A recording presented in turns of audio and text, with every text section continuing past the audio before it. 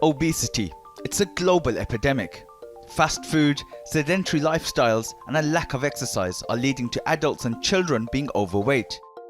Some children are having 500 calories a day more than they need. On average, adults are having 200 to 300 calories a day more than they need. That's why we have an obesity problem in this country. The stigma around this problem can lead to what's become known as fat shaming.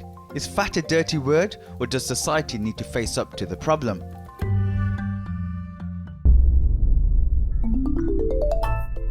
"58% of women and 68% of men in England are overweight or obese. Over 1 in 5 children aged 4 to 5 are obese, and 1 in 3 10 to 11-year-olds are considered overweight. The US is still the fattest country in the world, followed closely by Mexico. The UK is the 6th. What is the biggest preventable cause of cancer after smoking? Earlier this year, cancer research was accused of fat shaming after it put out a campaign that explicitly linked obesity to cancer. The charity defended its actions and said it was based on facts. With such high levels of obesity, is calling someone fat shaming, or is it just calling it what it is? Does it help them lose weight, or are there better ways to tackle the problem?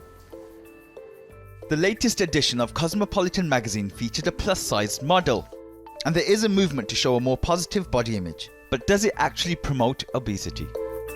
In my view, they are being paid to model something, usually an item of clothing, which is destined for somebody who is that large. They have to be large themselves in order for that to have any credibility.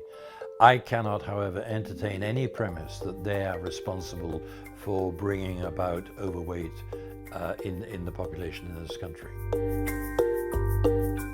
Nazia Khatoon is a personal trainer. She takes on clients, helps them lose weight, but also teaches them to love their bodies.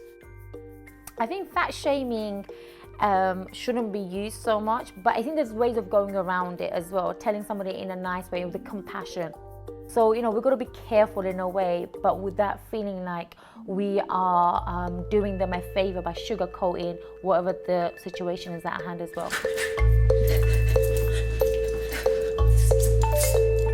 I do believe obesity has been normalized in our society with this whole thing that with the plus model size and the mannequins and everything.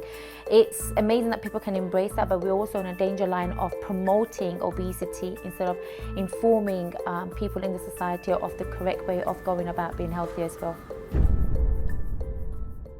Obesity is putting added strain on health services. From 2015 to 2016, there were 525,000 admissions in NHS hospitals where obesity was recorded as a factor. The National Health Service estimates that $7.8 billion was spent on overweight and obesity-related ill health between 2014 to 2015. Can fat shaming work to get people to change, or is it just a cruel and derogatory taunt that only causes more suffering?